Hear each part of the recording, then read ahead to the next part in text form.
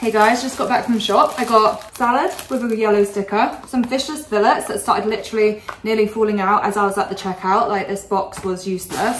Thankfully saved it. Some vegan burgers, a bakery olive roll, and a bottle of wine. I thought today's video would be really fun to do a Q&A. So let's get to it. First question, best vegan restaurant in London. I'm gonna say the Spread Eagle. I have a very soft spot in my heart for the Spread Eagle. That is the vegan pub. It's in Homerton, and their whole menu's vegan, their whole ethos is vegan.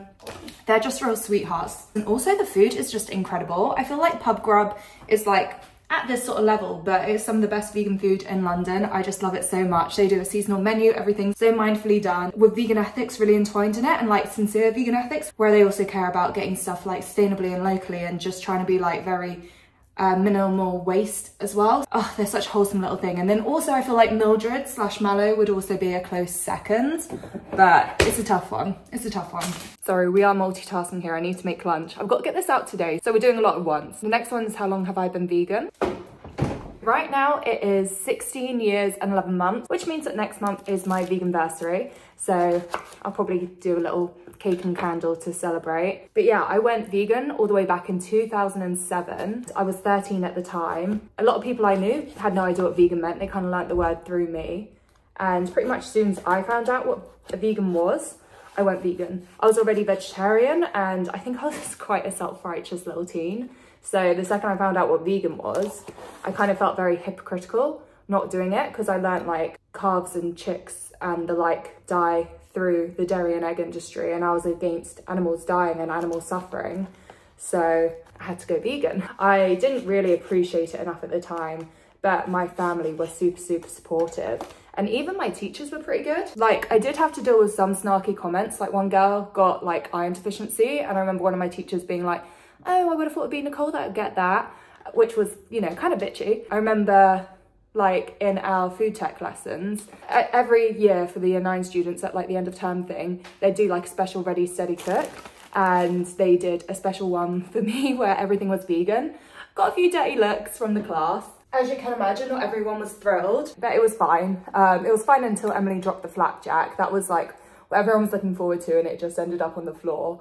That's that. And then I remember in chemistry class as well, there was a point in one of the lessons where the chemistry teacher burns a bit of Haribo, and he swapped it out for Pringles for me. I don't think I appreciated it enough at the time how sweet and thoughtful that was. You know, teenagers are so self-centered. I was quite lucky to be around a lot of support. There was still a lot of struggles, don't get me wrong. It was not easy being vegan. Pretty much any time before 2015, I feel like 2007 to 2015, maybe 2014, was a struggle, and then 2015 is when everything started shifting. But wouldn't change it for the world. God, I've just been for a massage and my face is looking a bit funky, so I'm so sorry. But Lush have opened a new spa in Covent Garden, and I just went to try it out and it was lovely, so recommend. Did you go to NAM on Saturday? I actually had to look this up. NAM is National Animal Rights March. And no, I didn't. I didn't actually know it was on, which is my bad. No, I didn't realise. I think I would have been too exhausted on Saturday. I saw Taylor Swift on Friday. Actually, no, I was at a Britney Spears 2-hour dance workshop, which was a lot of fun. Maybe I would have had different plans if I'd known it was on. I spent a lot of my time at the pro-Palestine marches this year and to the latter end of last, so I'm in my protest era, so I probably should have gone. Yeah, I'm surprised I didn't see anything about that. Okay, favourite products from Lush. Okay, I love their face moisturisers. I've done a whole video on that because they are just excellent. I don't know if it's that my skin's getting older, but I recently moved from Celestial to Skin Drink, but their moisturisers are fantastic. I swear by them. I hate swapping to them. If I run out of them, I just get really sad. What else do I love about them? Oh, Super Milk, their hair conditioner, the spray conditioner. I love their shampoo bars. I think they're amazing. Candy Rain conditioner, I hate being without. They've got like a coffee face mask that I adore, and like the body scrub, the ocean salt one, love that as well. Yeah, there's so much to love about Lush. I also just love how they do like seasonal products and limited edition products. I think they just keep beauty very fun, very non-serious, but still really sustainable and ethical. What are your professional goals? That is actually such an interesting one. I've tried to think about that a lot more this year. Being an influencer is still such a new career. I am wondering like, okay, well, what am I going to be doing at 40? And I wouldn't be surprised if I'd still be doing influencer stuff. I absolutely love this career. I love sharing my life. I love doing all the vegan things. I'm really keen to get my podcast back. I really love that I've started really committing to my newsletter. I really like staying ahead of the news and the trends. I've noticed that a lot this year, so I want to kind of integrate that more into my work, you know, make sure I do my podcast so that I get the opportunity to be in a room with someone incredible and just talk to them for an hour and get really good conversation out of them, which I can share with you guys. But like, I really enjoy doing that, and that is one of those other things that I just absolutely love. I love being a part of like the vegan movement, the sustainable movement, and just like the ethical movement, and just learning and having conversations that make our world a better place kind of thing, and help us all be kind of like more mindful people without putting too much pressure on. In October, I am going to be doing a talk at a vegan show, which is kind of like trend forecasting, like vegan, what's coming next, or like, I can't remember what I called it, but I'm really looking forward to that. So that's going to be a bit of a challenge for me, but I used to be like an analyst in my last job, so I'm really excited to kind of pick up the trends and see, and kind of try and figure out what will be next for veganism and the vegan space and the ethical space. And I've started working on that, and I find that really, really interesting. I just feel like my newsletter and the podcast kind of feed into that sort of thing, so I definitely want to like build on those over this year and next. I'm not sure what my ultimate goal is, but the trajectory is in that direction. So if anyone's got any advice on where I should go with that, who's a bit more like business minded, I've been out of like the corporate setting for a while now, so feel free to give me your career advice. I actually love hearing unsolicited advice. I'm not always going to take it sometimes, but I'm not going to get offended, you know. I might be like, oh, I hear what you're saying, but nah, it's not really for me. But sometimes you can glean good things from other people's thoughts. I always just like, I love hearing other people's opinions and thoughts. There's always something to learn, you know. Oh my god, this next one is actually what I ask at panel talks. Like if I'm in the audience and I want to kind of like draw attention to myself, put my arm up, and if I don't have any question, this is the question I go for, and I hate having it back. But if you could change/create one law, what would it be? I don't actually know what I'd pinpoint it to, because it's so tempting to do something like pro-Palestine or anti-meat or pro-environment, something like that. But I think I would do something that made politicians more honest, like maybe cap the amount of earnings politicians could have, so that people go into this job, do it for the passion, not to make connections and get bloody rich at the expense of the country. Maybe just a law that caps an MP's earnings at something like 100,000 per year, including extracurriculars. I think that's still an incredible salary, and you could live quite well on that. I don't earn that, and I would love to earn that. And I think it would just keep people kind of like humble, and you know, people are paid well for the work they're doing. But yeah, you're doing that job for the passion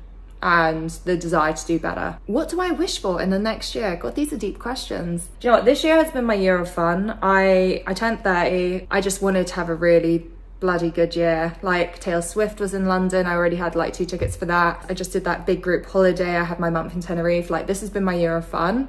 And I think next year is kind of my year of grafting and kind of like really getting down to business and saving. Less fun, more investing in future Nicole. So I think that is my wish for next year. Just more money, more security, more moving forward, more getting towards a mortgage, stuff like that. Another one about my all-time favorite lash product, I would have to say Celestial, the moisturizer. I feel like that is my most bought lash product, so that will have to be my all-time favorite. But I have recently moved on to Skin Drink. I don't have a bath currently, so that's why I've not listed any bath products. Any materialistic wishes to buy one day, like a designer bag, watch, etc. I have never really been into designer stuff. It's never really interested me. I like jewellery, but there's nothing really particularly big and bold that I'm after at the moment. I feel like I'm pretty kitted out. No, I never understood the point of expensive bags or shoes either. Kind of on that tangent, it was quite interesting. I was on holiday recently with a big bunch of people, and we're having like a lot of like deep conversations and like talking about like what we want in life. And it was really interesting hanging out with one of the friends I made. He's like very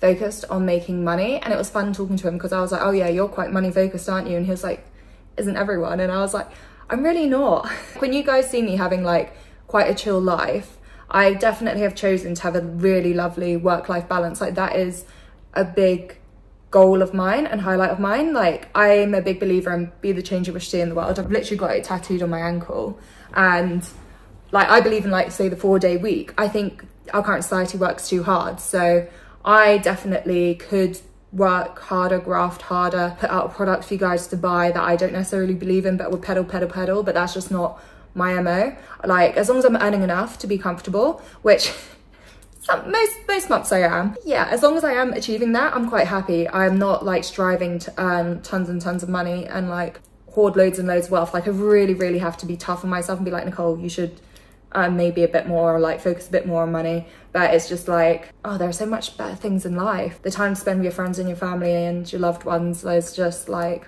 you can't put a price on that. So I'm not a very money motivated person. I am like, you know, in the sense we all need like the security of money, but beyond that, and I like things like, I like buying lash products and going on holidays. I'm not living the most modest life, but like, I don't really long for more. I really enjoy this sort of quality, and I'm pretty happy with that. And I don't want like a big flashy car or a really big expensive house. I just don't, who cares? whereas yeah, I know other people just really do strive for that. They just want to be mega rich, and I'm like, nah. My favorite vegan dessert, I would probably say like a vegan baklava is one of my all-time favorites. I absolutely love that. It's often made with honey, so you have to find one which is made with like syrup instead. And also just like a fruity dessert, like a fruity dessert done well. I was at Holy Carrot last week, and they had this incredible, oh, it had a really fancy name, but it was basically like a strawberry rose cold rice pudding. If I were to like really cheapen it, I apologize, Holy Carrot, but it was incredible. A fruity dessert done well is so good. Like a nice poached pear in winter, also incredible. But yeah, probably baklava would be my absolute favorite. I used to be such a chocolate person, but it's just like, it feels cheap now. I'm like, oh well, it's easy to make chocolate taste good. Next question is, how tall am I? I am 5'6 3/4, basically 5'7". I think that's kind of tall for a girl, right? It's not short. Favorite places to go in London are just vegan restaurants. What else? No, St Paul's. St Paul's is actually my favorite spot in London. I think where, like, since I moved to London, I've lived at Queen's Park, then Greenwich, Hoxton, Brick Lane. Now, oh, I shouldn't say where I live now. Now still East London. I think for my first few years in London, all my like corporate jobs are around St Paul's. So where I'd be moving here, there and everywhere, St Paul's was always like my beacon. And even now I'm like probably like a 30 minute walk away from St Paul's. If I go on my evening walk, say with like Charlie, we often end up at St Paul's. It's just like kind of where I go to. It's a special building, and also a lot of London had to be built around St Paul's. There are maybe like 7 spots around London where you need to be able to see St Paul's from, so you cannot build a building that will obstruct the view from like this point to see St Paul's. And St Paul's isn't actually that big by modern standards, so that's possibly, I think, the reason for some of our funny shaped buildings in London. But yeah, I love St Paul's. It's just it's my comfort spot. When did you decide you wanted to be an influencer? Mine was definitely very intentional. I think a lot of people act like they slip into it, and it's like, did you? Like, I don't understand how someone can accidentally become an influencer, especially these days. I started around like 2015. I was still at uni and Knots. That's when veganism was starting to become a thing. I mentioned that earlier, right? I was getting jealous because like vegan influencers were starting to become a thing. Vegan was starting to become a thing in London. I'd been in London for like 8 years as a vegan. There was barely anything, especially outside of Camden. Seeing that kind of grow and not being a part of it, I got so jealous. It all came from jealousy. And also I would see people doing it and not like really doing it to my standard, especially because I've been vegan so long, where I'd already tried to like make everything cruelty free. You could just see other people just like kind of doing the diet, but not really having the lifestyle down yet. And I don't like criticizing other people. I like to lead by example. So I was like, okay, well, I'm gonna become an influencer and I'm gonna do what I think it should be. And I started off doing like the cruelty-free swaps because, one, I actually did not want my face on the account. It's so weird to think now because I think I'm just like so confident, so look at me. But when I first started, that was like my worst nightmare. I was like, no, I'm not putting my face on there. Like, I'm not one of those girls, not an Instagram girl. I started just doing like vegan beauty finds, I guess, and listing products which are vegan. It helped me as well because I was still struggling with the vegan and cruelty-free thing. And then you just kind of want to take it a bit more seriously, you want to grow a bit more, and then you learn like, oh, you got to put your face on it, you got to learn how to do video. So I really like pushed myself a lot over the years.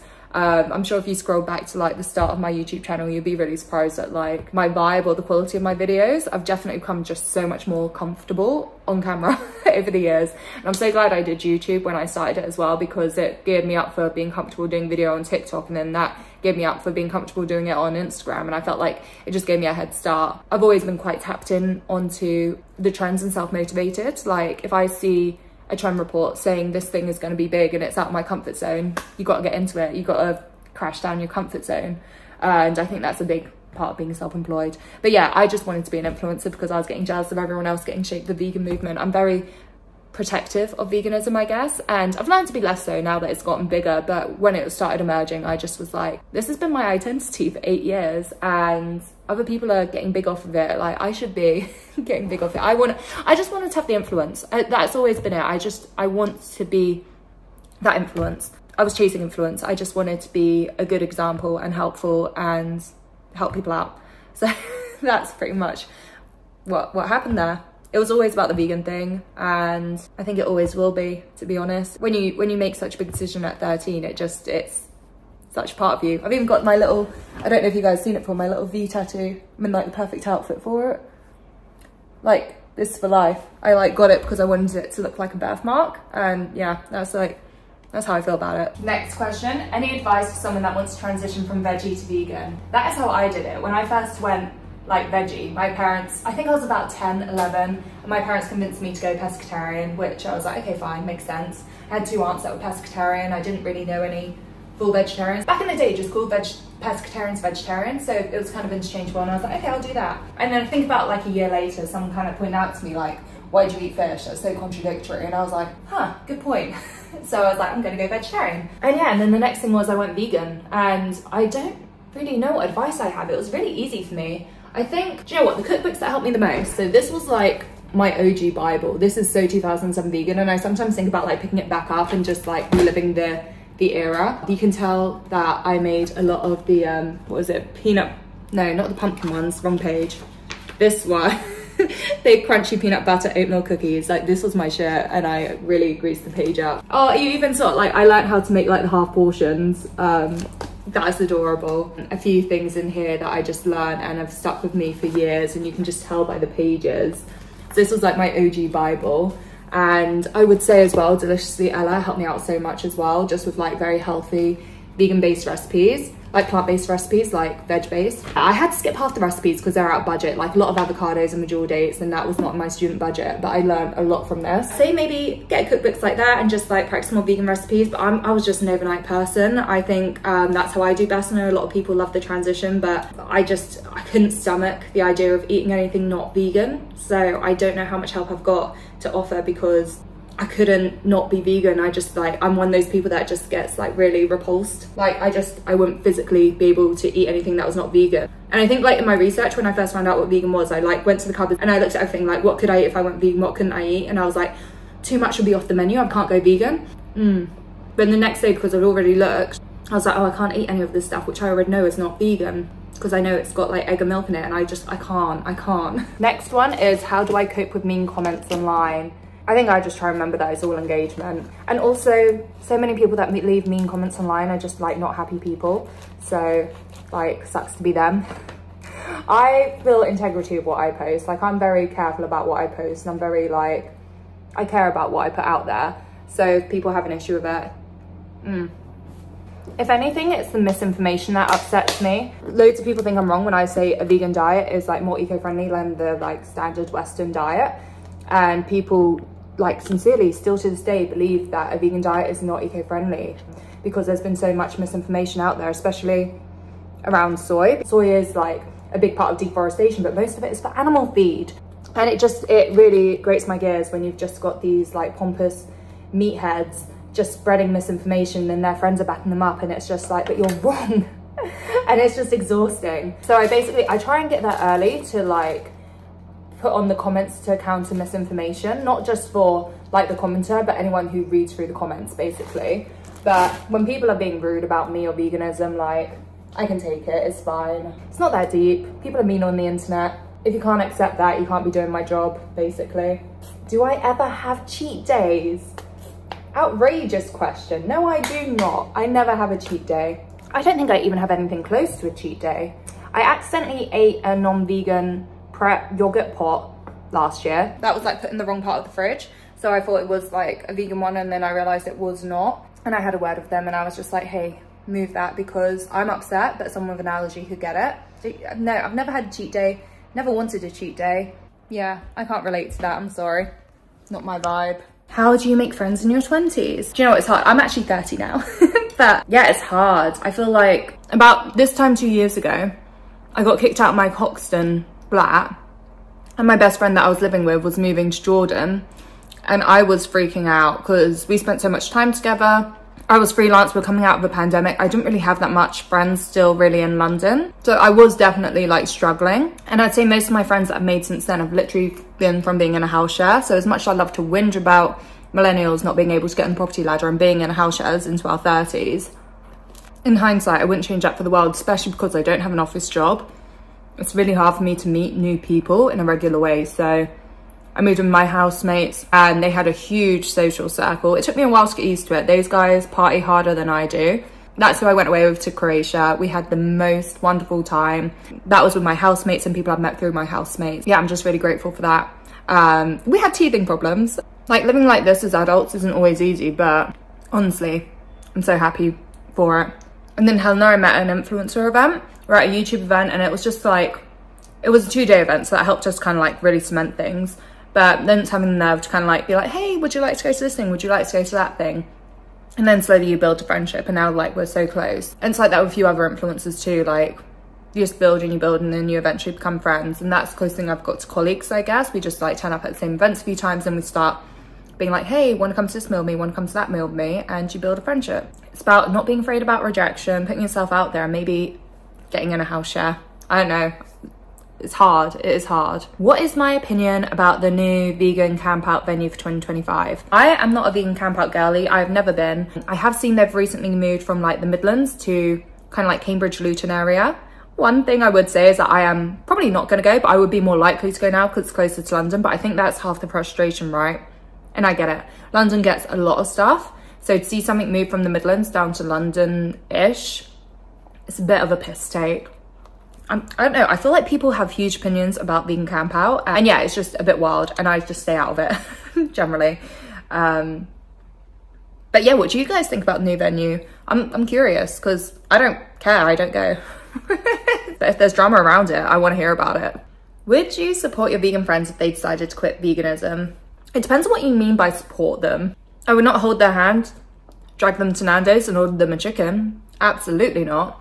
But nor would I like unfriend someone for ditching veganism. I've definitely unfollowed people in the past, especially if they're a food creator. I don't really want to see them cooking eggs or meat, but that just depends on how they do that transition. But yeah, one of my close friends recently put on his Instagram that he was going to start eating meat again. He's been vegetarian for, I don't know, like 10 years.